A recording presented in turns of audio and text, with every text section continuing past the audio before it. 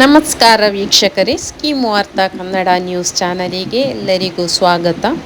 ಕರ್ನಾಟಕ ಸರ್ಕಾರದ ಅತ್ಯಂತ ಜನಪ್ರಿಯ ಯೋಜನೆಯಾದ ಗೃಹಲಕ್ಷ್ಮಿ ಯೋಜನೆಯ ಹಣ ಪಡೆಯುತ್ತಿರುವ ರಾಜ್ಯದ ಲಕ್ಷಾಂತರ ಮಹಿಳೆಯರಿಗೆ ಈಗ ಸರ್ಕಾರ ಒಂದು ಬಿಗ್ ಶಾಕ್ ನೀಡಿದೆ. ಹೌದು, ಇನ್ಮುಂದೆ ನಿಮಗೆ ಪ್ರತಿ ತಿಂಗಳು 2,000 ರೂಪಾಯಿ ಹಣ ಬರಬೇಕಾದ್ರೆ ನೀವು ತಕ್ಷಣವೇ ಒಂದು ಪ್ರಮುಖ ಕೆಲಸವನ್ನು ಮಾಡಬೇಕಾಗುತ್ತದೆ. ಇಲ್ಲಂತ ಹೇಳಿದರೆ ನಿಮ್ಮ ಖಾತೆಗೆ ಬರುತ್ತಿದ್ದ ಹಣ ಶಾಶ್ವತವಾಗಿ ಸ್ಥಗಿತಗೊಳ್ಳಲಿದೆ. ಆ ಮಹತ್ವದ ಬದಲಾವಣೆ ಏನು? ನೀವು ಏನು ಮಾಡಬೇಕು? ಸಂಪೂರ್ಣ ಮಾಹಿತಿಯನ್ನು ಈ ವಿಡಿಯೋದಲ್ಲಿ ತಿಳಿಸಿಕೊಡ್ತೀನಿ. ವಿಡಿಯೋವನ್ನು ಕೊನೆವರೆಗೆ ಮಿಸ್ ಮಾಡದೆ ನೋಡಿ. ಅದೇ ರೀತಿ ಯಾರೆಲ್ಲ ಈ ಚಾನೆಲನ್ನು ಸಬ್ಸ್ಕ್ರೈಬ್ ಮಾಡಿಲ್ಲವೋ ದಯವಿಟ್ಟು ಸಬ್ಸ್ಕ್ರೈಬ್ ಮಾಡಿ. ಈ ಇನ್ಫಾರ್ಮೇಷನನ್ನು ನಿಮ್ಮ ಸ್ನೇಹಿತರಿಗೂ, ನಿಮ್ಮ ಹತ್ತಿರದವರಿಗೂ, ನಿಮ್ಮಲ್ಲಿರುವಂತಹ ಎಲ್ಲ ವಾಟ್ಸಪ್ ಗ್ರೂಪ್ಗಳಿಗೂ ಕೂಡ ಶೇರ್ ಮಾಡಿ. ಹಾಗಾದರೆ ಏನಿದು ಹೊಸ ಬದಲಾವಣೆ? ವೀಕ್ಷಕರೇ, ಗೃಹಲಕ್ಷ್ಮಿ ಯೋಜನೆಯಲ್ಲಿ ಪಾರದರ್ಶಕತೆ ತರಲು ಮತ್ತು ದುರುಪಯೋಗವನ್ನು ತಡೆಯಲು ಮಹಿಳಾ ಮತ್ತು ಮಕ್ಕಳ ಕಲ್ಯಾಣ ಇಲಾಖೆಯ ಸಚಿವೆಯಾದಂತಹ ಲಕ್ಷ್ಮೀ ಹೆಬ್ಬಾಳ್ಕರ್ ಅವರು ಹೊಸ ನಿಯಮವನ್ನು ಜಾರಿಗೆ ತರುತ್ತಿದ್ದಾರೆ. ಅದೇ ಒನ್ ಟೈಮ್ ಬಯೋಮೆಟ್ರಿಕ್ ಸಿಸ್ಟಮ್. ಅಂದರೆ ಗೃಹಲಕ್ಷ್ಮಿ ಹಣ ಪಡೆಯುವ ಪ್ರತಿಯೊಬ್ಬ ಮಹಿಳೆಯೂ ಕೂಡ ಒಂದು ಬಾರಿ ತಮ್ಮ ಹೆಬ್ಬೆಟ್ಟಿನ ಗುರುತು ಅಥವಾ ಬಯೋಮೆಟ್ರಿಕ್ ನೀಡುವುದು ಕಡ್ಡಾಯವಾಗಿದೆ. ಇನ್ನು ಇದು ಯಾವಾಗಲಿಂದ ಜಾರಿಗೆ ಬರಲಿದೆ? ಇದಕ್ಕಾಗಿ ಸರ್ಕಾರ ಪ್ರತ್ಯೇಕವಾದ ಹೊಸ ಅಪ್ಡೇಟ್ ಅಂದರೆ ಒಂದು ಅಪ್ಲಿಕೇಶನನ್ನು ಕೂಡ ಸಿದ್ಧಪಡಿಸುತ್ತಿದೆ. ಮುಂದಿನ ತಿಂಗಳಿಂದ ಈ ನಿಯಮ ಅಧಿಕೃತವಾಗಿ ಜಾರಿಗೆ ಬರಲಿದೆ. ಇನ್ನು ಇದನ್ನು ಮಾಡಬೇಕಾದ್ರೆ ನಾವು ಅಂದರೆ ಈ ಬಯೋಮೆಟ್ರಿಕ್ ಸಿಸ್ಟಮನ್ನು ನಾವು ಎಲ್ಲಿ ಹೋಗಿ ಮಾಡಬೇಕು? ಅದಕ್ಕೇನಾದರೂ ಸೇವಾ ಶುಲ್ಕ ಇದೆಯಾ? ಅಲ್ಲಿ ಏನಾದರೂ ನಾವು ಹಣವನ್ನು ಕಟ್ಟಿ ನಾವು ಈ ಬಯೋಮೆಟ್ರಿಕ್ ಸಿಸ್ಟಮನ್ನು ಮಾಡಬೇಕಾ? ಅಥವಾ ಹೊಸ ಅರ್ಜಿಯನ್ನು ನಾವು ಹಾಕಬೇಕಾ? ಅದಕ್ಕೆ ನಾವು ಎಷ್ಟು ಹಣವನ್ನು ಕಟ್ಟಬೇಕು ಎಂದೆಲ್ಲ ಯೋಚನೆಗಳು ಎಲ್ಲ ಗೃಹಲಕ್ಷ್ಮಿ ಮಹಿಳೆಯರಲ್ಲಿಯೂ ಕೂಡ ಇರುತ್ತೆ. ನಿಮ್ಮ ಮನಸ್ಸಿನಲ್ಲಿ ಈಗ ಹಲವಾರು ಪ್ರಶ್ನೆಗಳು ಮೂಡುತ್ತಿರಬಹುದು. ಇದಕ್ಕೆ ಬ್ಯಾಂಕ್ ಅಥವಾ ಪೋಸ್ಟ್ ಆಫೀಸಿಗೆ ಹೋಗಬೇಕಾ? ಅಥವಾ ಬೇರೆ ಎಲ್ಲಿಯಾದರೂ ಹೋಗಿ ಸೇವಾ ಕೇಂದ್ರಕ್ಕೆ ನಾವು ಹೋಗಬೇಕಾ ಅಂತೇಳಿ? ಖಂಡಿತ ಇಲ್ಲ. ಅಂದರೆ ಎಲ್ಲಿಗೆ ನಾವು ಹೋಗಬೇಕು?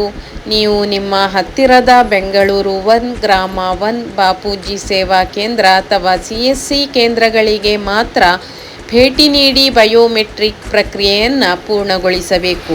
ಈ ಸಿಸ್ಟಮನ್ನು ಯಾಕೆ ಮಾಡಿದ್ರು ಅಂತ ಹೇಳಿದರೆ, ತುಂಬ ಮಹಿಳೆಯರು ಅಂದರೆ 1 ಲಕ್ಷಕ್ಕಿಂತಲೂ ಹೆಚ್ಚು ಮಹಿಳೆಯರು ಮರಣ ಹೊಂದಿದ ಮಹಿಳೆಯರ ಖಾತೆಯಿಂದ ಅವರ ಮನೆಯವರು ATM ಮೂಲಕ ಹಣವನ್ನು ಪಡೆದುಕೊಳ್ಳುತ್ತಿದ್ದಾರೆ. ಗೃಹಲಕ್ಷ್ಮಿಯವರ ಹಣ ಯಾರಿಗೆ ಸೇರಬೇಕು? ಅದು ದುರುಪಯೋಗ ಆಗ್ತಾ ಇದೆ ಅಂತ ಹೇಳಿ ಮನವರಿಕೆ ಆದಂತಹ ಸರ್ಕಾರ ಈ ನಿಯಮವನ್ನು ಜಾರಿಗೆ ತಂದಿದೆ. ಒಂದು ವೇಳೆ ಯಾರಾದರೂ ಮರಣ ಹೊಂದಿದ್ರೆ ಅಥವಾ ಯಾರಾದರೂ ನಮಗೆ ಈ ಹಣ ಬೇಡ, ಗೃಹಲಕ್ಷ್ಮಿ ಹಣ ನಾವು ಉಪಯೋಗಿಸುವುದಿಲ್ಲ ಅಂತ ಹೇಳಿಯೂ ಕೂಡ ನಿಮಗೆ ಯಾರಿಗಾದರೂ ಬಂದರೆ ನೀವು ಅದನ್ನು ತಕ್ಷಣ ಕ್ಯಾನ್ಸಲ್ ಮಾಡ್ಕೋಬಹುದು. ಅಥವಾ ಯಾರಾದರೂ ಮರಣ ಹೊಂದಿದ್ರೆ ಅಂಥವರ ಹೆಸರನ್ನು ಡಿಲೀಟ್ ಮಾಡಬೇಕು. ನೀವು ಈ ಅಪ್ಲಿಕೇಶನ್ ನೆಕ್ಸ್ಟ್ ಯಾರಿಗೆ ಈ ಯೋಜನೆ ಬರುತ್ತೋ, ಅಂದರೆ ಈಗ ಅತ್ತೆ ಒಂದು ವೇಳೆ ಮರಣ ಹೊಂದಿದರೆ ಸೊಸೆಗೆ ಸಿಗುವಂಥದ್ದು, ಒಂದು ವೇಳೆ ಸೊಸೆ ಮರಣ ಹೊಂದಿದರೆ ಕೂಡ ಇನ್ನೂ ಯಾರಾದರೂ ಮೆಂಬರ್ಸ್ ಇದ್ದರೆ ಅವರು ಕೂಡ ಈ ಗೃಹಲಕ್ಷ್ಮಿ ಯೋಜನೆ ಪಡ್ಕೊಳ್ಬೋದು. ಆದರೆ ಈ ಪಂಚ ಗ್ಯಾರಂಟಿ ಯೋಜನೆ ಅಂತ ಹೇಳೋದು ಪ್ರತಿ ಮನೆಯ ಮಹಿಳೆ ಅಂದರೆ ಯಜಮಾನಿಗೆ ಮಾತ್ರ ಗೃಹಲಕ್ಷ್ಮಿ ಯೋಜನೆ ಹಣ ಅಂತ ಹೇಳಿಯೂ ಕೂಡ ಜಾರಿಗೆ ತಂದಿರುವಂಥದ್ದು. ಆದ ಕಾರಣ ಯಾರು ಮನೆಯ ಯಜಮಾನಿ ಆಗ್ತಾರೋ ಅಂಥವರು ಗೃಹಲಕ್ಷ್ಮಿ ಹಣವನ್ನು ಪಡ್ಕೋಬಹುದು. ಉಳಿದವರು ಯಾರಾದರೂ ಯಜಮಾನಿ ಮರಣ ಹೊಂದಿದ್ರೆ ಅದನ್ನು ಉಳಿದವರು ಯಾರೂ ಹಣವನ್ನು ದುರುಪಯೋಗ ಪಡಿಸುವಂತಿಲ್ಲ. ಅದಕ್ಕಾಗಿ ಈ ಬಯೋಮೆಟ್ರಿಕ್ ಸಿಸ್ಟಮನ್ನು ಕೂಡ ತಂದಿರುವಂಥದ್ದು. ಇನ್ನು ಇದನ್ನೆಲ್ಲ ಮಾಡಲಿಕ್ಕೆ ನಾವು ಎಷ್ಟು ಹಣ ಕಟ್ಟಬೇಕು? ಸೋಷಿಯಲ್ ಮೀಡಿಯಾದಲ್ಲಿ 500 ರೂಪಾಯಿ 1000 ರೂಪಾಯಿ ಕಟ್ಟಬೇಕು ಅನ್ನೋ ಫೇಕ್ ನ್ಯೂಸ್ಗಳು ಹರಿದಾಡುತ್ತಿವೆ. ದಯವಿಟ್ಟು ನಂಬಬೇಡಿ. ಸರ್ಕಾರ ಕೇವಲ 5 ರೂಪಾಯಿ ಅಥವಾ ಗರಿಷ್ಠ ಅಂತ ಹೇಳಿದರೆ ಒಂದು 10 ರೂಪಾಯಿ ಸೇವಾ ಶುಲ್ಕವನ್ನು ಮಾತ್ರ ನಿಗದಿಪಡಿಸಲು ಚಿಂತನೆ ನಡೆಸಿದೆ. ಯಾರಾದರೂ ಹೆಚ್ಚಿನ ಹಣ ಕೇಳಿದರೆ ಅವರ ವಿರುದ್ಧ ದೂರನ್ನು ಕೂಡ ನೀವು ನೀಡಬಹುದು. ಈಗ ಅದಕ್ಕಾಗಿ ಏನೆಲ್ಲ ನಾವು ಡಾಕ್ಯುಮೆಂಟ್ಸನ್ನು ರೆಡಿ ಮಾಡಿಟ್ಕೊಳ್ಬೇಕು ಅಂದರೆ ಯಾವುದೆಲ್ಲ ದಾಖಲೆಗಳು ಬೇಕು ಅಂತ ಹೇಳಿದರೆ ನಿಮ್ಮ ಒರಿಜಿನಲ್ ಆಧಾರ್ ಕಾರ್ಡ್, ನಿಮ್ಮ ಒರಿಜಿನಲ್ ರೇಷನ್ ಕಾರ್ಡ್ ಮತ್ತು ಆಧಾರ್ ಕಾರ್ಡಿಗೆ ಲಿಂಕ್ ಆಗಿರುವಂತಹ ಮೊಬೈಲ್ ಫೋನನ್ನು ನೀವು ಜೊತೆಗೆ ಕೊಂಡೊಯ್ಯಬೇಕು. ಅದು OTP ಬರುತ್ತೆ ನಿಮಗೆ, ಅಲ್ಲಿ OTPಯನ್ನು ನೀವು ಕನ್ಫರ್ಮ್ ಮಾಡಬೇಕಾಗುತ್ತೆ. ಅದಕ್ಕಾಗಿ ನೀವು ನಿಮ್ಮ ಆಧಾರ್ ಕಾರ್ಡಲ್ಲಿರುವಂತಹ ಮೊಬೈಲ್ ನಂಬರ್ ಯಾವ ಮೊಬೈಲಲ್ಲಿದೆಯೋ ಆ ಮೊಬೈಲನ್ನು ತಗೊಂಡು ಹೋಗಬೇಕು. ಇನ್ನು ವಯಸ್ಸಾದವರಿಗೆ ಹೆಬ್ಬೆಟ್ಟು ಬರದಿದ್ದರೆ ಕೂಡ ಏನು ಮಾಡಬೇಕು ಅಂತ ಹೇಳಿ ತುಂಬ ಜನರಿಗೆ ಇರುವಂತಹ ಒಂದು ಕ್ವಶನ್ ಮಾರ್ಕ್. ಮನೆಯಲ್ಲಿರುವ ಹಿರಿಯ ನಾಗರಿಕರಿಗೆ ಅಥವಾ ವಯಸ್ಸಾದ ಮಹಿಳೆಯರಿಗೆ ಕೆಲಸ ಮಾಡಿ ಹೆಬ್ಬೆಟ್ಟಿನ ಗುರುತು ಸವೆದು ಹೋಗಿರುತ್ತದೆ. ರೇಷನ್ ಅಂಗಡಿಯಲ್ಲೇ ಹೆಬ್ಬೆಟ್ಟು ಬರದೇ ಇರುವಾಗ ಇನ್ನು ಇಲ್ಲಿ ಹೆಬ್ಬೆಟ್ಟು ಬರದಿದ್ದರೆ 2,000 ರೂಪಾಯಿ ಹಣ ನಿಂತು ಹೋಗುತ್ತಾ ಅಂತ ತುಂಬ ಜನ ಆತಂಕದಲ್ಲಿದ್ದಾರೆ. ಆದರೆ ಗಾಬರಿಯಾಗುವಂತಹ ಯಾವುದೇ ಅಗತ್ಯವಿಲ್ಲ. ಅದಕ್ಕಾಗಿ ಸರ್ಕಾರ ಬೇರೆ ಆಪ್ಷನನ್ನು ಕೂಡ ನೀಡಿದೆ, ಅಂದರೆ ಐ ಸ್ಕ್ಯಾನ್. ನಿಮಗೆ ಯಾರಿಗಾದರೂ ಹೆಬ್ಬೆಟ್ಟು ಬರದಿದ್ದರೆ ನೀವು ಐ ಸ್ಕ್ಯಾನನ್ನು ಕೂಡ ಮಾಡಬಹುದು. ಕಣ್ಣಿನ ರೆಟಿನಾವನ್ನು ಸ್ಕ್ಯಾನ್ ಮಾಡುವ ಮೂಲಕ ಬಯೋಮೆಟ್ರಿಕ್ ಮಾಡಬಹುದು ಅಥವಾ ಫೇಸ್ ಸ್ಕ್ಯಾನ್ ಕೂಡ ಮಾಡಬಹುದು.